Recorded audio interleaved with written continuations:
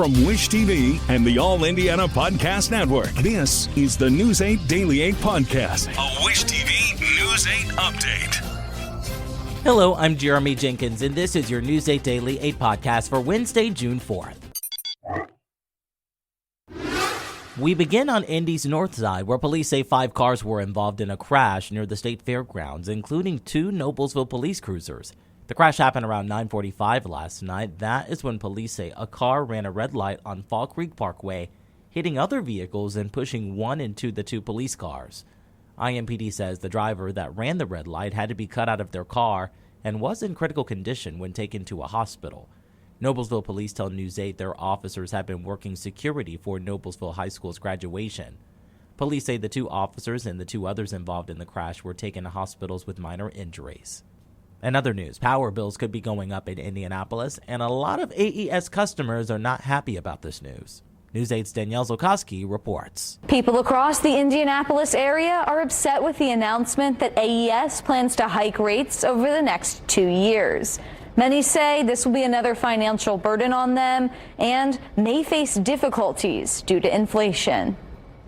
That will be double my bill because I keep everything. I'm one of those people who unplug and turn off, so that will double my bill. My electricity bill is outstanding for a petite apartment, and I'm paying it off slowly, but it initially was $800 and something, and that's just for a month.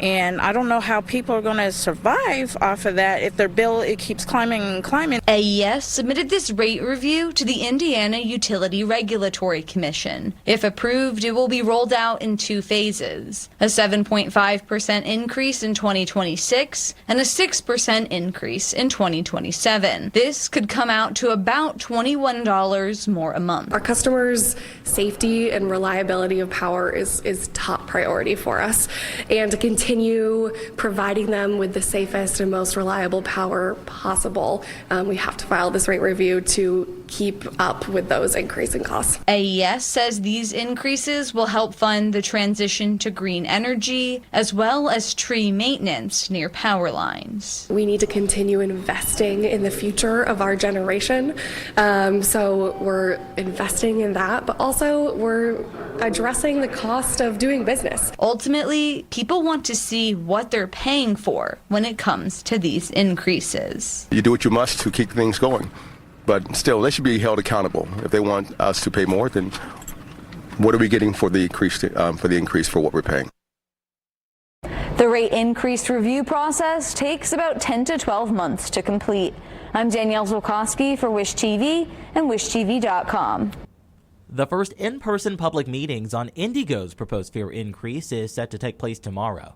Yesterday, IndyGo held a virtual meeting allowing people to ask questions about the proposal to increase its fare by $1. If IndyGo's board approves the fare hike, it would take effect January 1st and would be their first increase since 2009. Tomorrow's public meetings will take place at noon and 6 p.m. at the Community Alliance of the Far East Side on East 38th Street. Former Trump aide Elon Musk is blasting the president's budget bill, calling it a disgusting abomination. Musk made those comments yesterday in a post on X. Musk had previously said he was disappointed in the spending bill the House passed last month.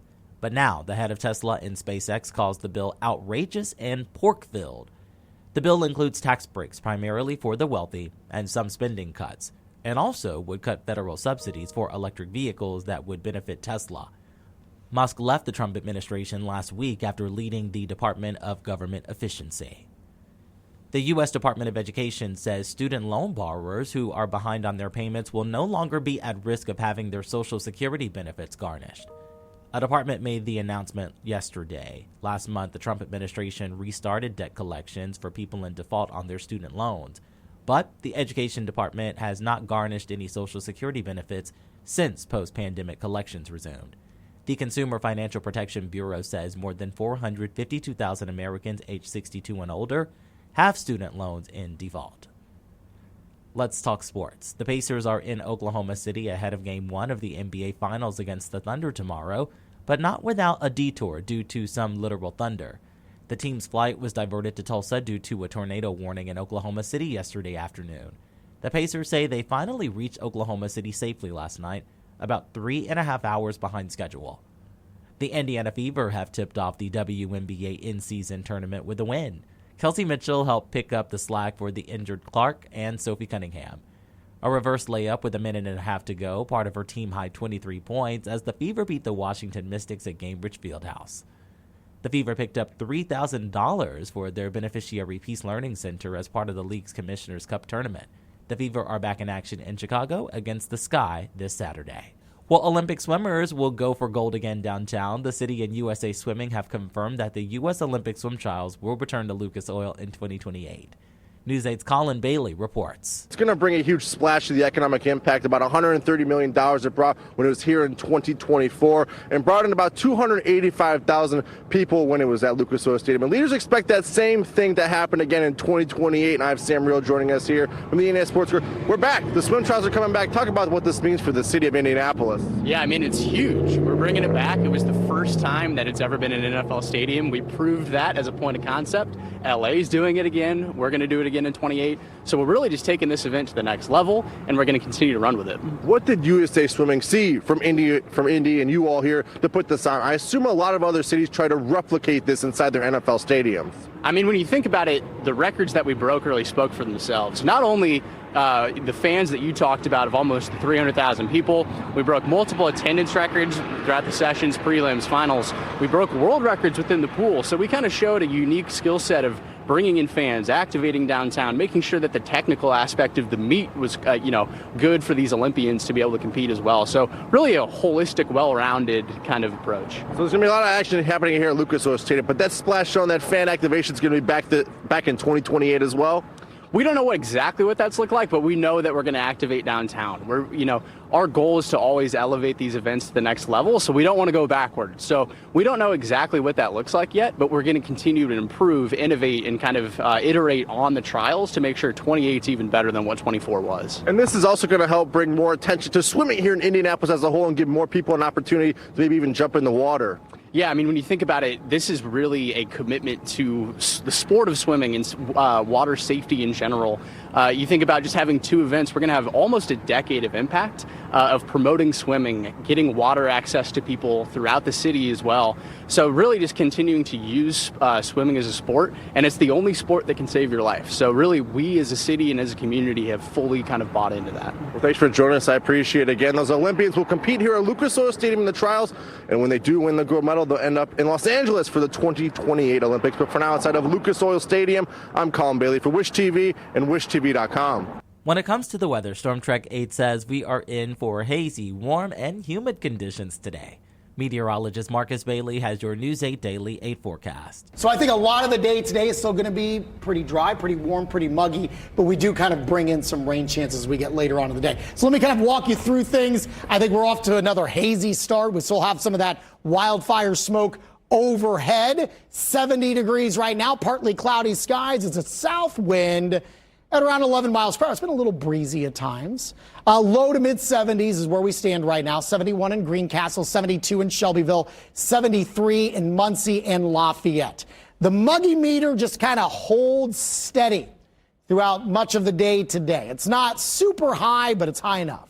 We're in that uncomfortable range, so you will feel that throughout the day today. But something that will help us, like yesterday, it's going to be a little breezy. Gusts 25 to 30, which can be a nuisance at times, but it helps to mix up the air a little bit. So while we're warm and we're humid, that breeze will act as kind of a refresher a little bit. 85 will be your afternoon high. That will match yesterday's high.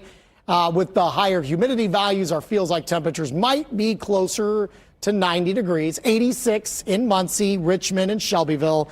84 for your high in Greencastle. I am eyeing these showers and thunderstorms to our west.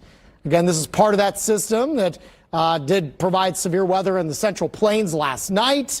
It is slowly making its way to us. We could have a few strong storms, nothing like what they had last night, but a few gusty storms possible around central Indiana. Coming up, we will walk you through the hour-by-hour timeline in terms of rain chances for this afternoon and tonight, and more rain opportunities for the end of the week as well. It's all coming in my Storm Track 8 forecast in just a few minutes. To get a peek at Marcus Bailey's full forecast, just head over to wishtv.com, or you can download the Wish TV Storm Track 8 app. And don't forget to check out our Storm Track 8 weather blogs. This has been your News 8 Daily 8 podcast for Wednesday, June 4th. I'm Jeremy Jenkins for Wish TV and wishtv.com. This is the News 8 Daily 8 podcast, a Wish TV News 8 update on demand. For even more, on demand and on the go, connect with Wish TV on Facebook at wishtv.com and on the free Wish TV mobile app. Thank you for listening, and be sure to like, subscribe, and follow this podcast for updates every weekday morning on the All Indiana Podcast Network and wherever you get your podcast.